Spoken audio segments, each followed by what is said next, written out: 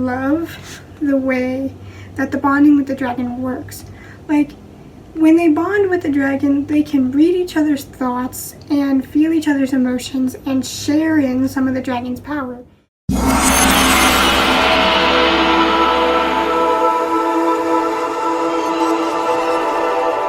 Welcome to another book review. Today we are talking about The Fourth Wing, the book that has been literally everywhere. I kid you not when I tell you this book has been following me around both in person and online, and it was even sold out at Barnes & Noble when I went to look.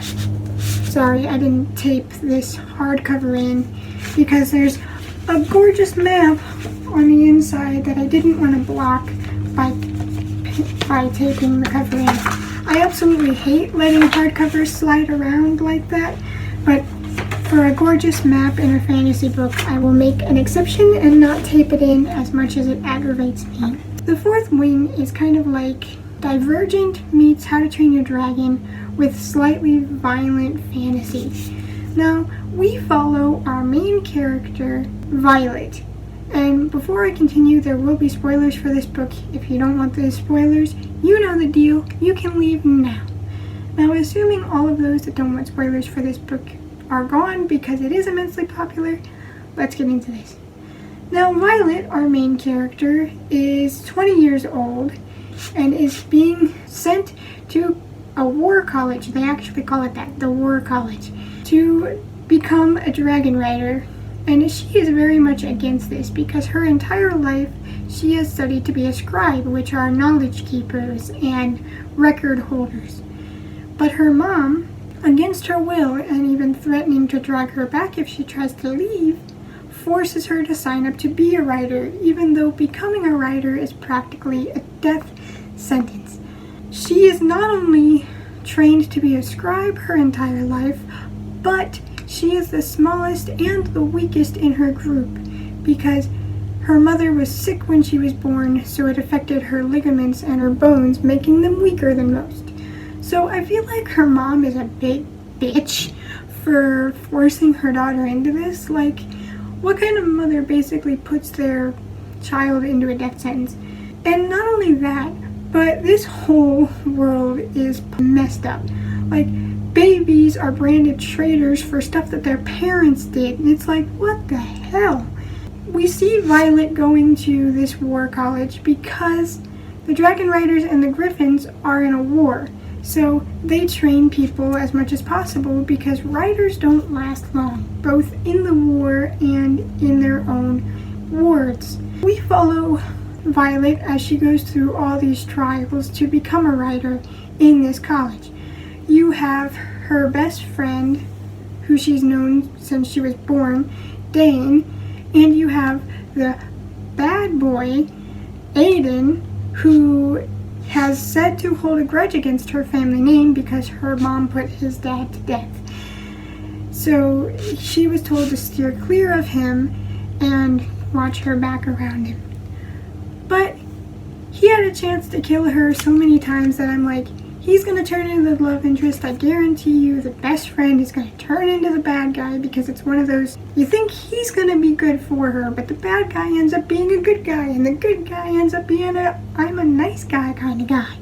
It was a little predictable, and at points this book angered me because I get war is brutal and I get nobody wins in war. That's why war is stupid and people need to realize we're all fucking human. We all want peaceful lives with our families. Why that's so hard for some people to grasp, I had no idea, but there we are. These kids are being trained to learn to fight and bond with dragons. And I don't mean bond as just they have a dragon that they train and it's their dragon. No, dragons are very much like, I don't care what you puny humans think, we make the rules. So in terms of bonding with a rider, a dragon will bond with them. They can communicate through thoughts. They can share their power with their rider. If their rider dies, it feels like a piece of them dies. If their dragon dies, the rider is dead. And if you do not complete these trials that they're forced to go through, you either die or you go dragonless and try to become a rider again, if you're lucky enough to survive. And at first, because of the whole if you fail you die, or you're forced to go back and do it all again, it really started to anger me because people are so desensitized to this shit. It's disgusting.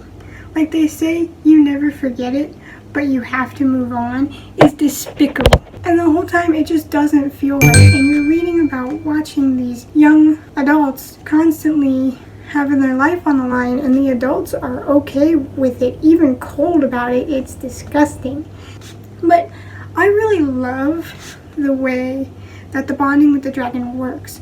Like, when they bond with the dragon, they can read each other's thoughts and feel each other's emotions and share in some of the dragon's power. The power comes from the rider, however, not the dragon. The dragon just helps supply the ability to get their power. So that's why they say if a dragon dies, the rider dies, and if the rider dies, the dragon feels like a piece of themselves is lost. Even though most dragons don't die if their rider dies, it's just the other way around. It still really hurts the dragon to lose their rider. And honestly, in terms of this being adult fantasy, as people claim, it felt very young adult fantasy. Except with the amount of times they said fuck and the amount of lusting she does for every boy she lays eyes on. Like, when I tell you Violet's thirsty, I mean she's thirsty. This girl is always like sexualizing every man she sees, and it gets a little old to watch. It's like, girl, chill, take a chill pill or something. I get you're 20 and you got your adrenaline pumping, but every guy you lay your eyes on, and then you got the hots for the one you're supposed to stay away from. Just so much thirst going on. And I think that's the only reason this is adult, is because there is so much thirsting. And later on there are a couple of surprisingly steamy scenes that pop up in the book. But other than that, it felt like I was reading a young adult fantasy with a little bit of spice thrown in until it really blew up in a couple of spots. And we see Violet growing closer to the one she was supposed to stay away from, the bad boy Aiden, a shadow wielder. And he's also one of the highest ranking members of her wing, the fourth wing.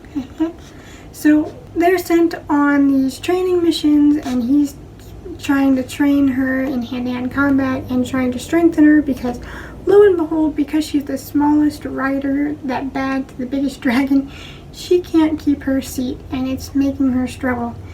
And so he's trying to help her get stronger, because it turns out that their dragons are mated, and if one of them dies, the other one will feel it. It's a whole complicated sort of mess, and kind of a way to just force those two together even though they were already attracted to each other. I don't like that bit as much. Like, I would not want my significant other to be able to access my head at any time.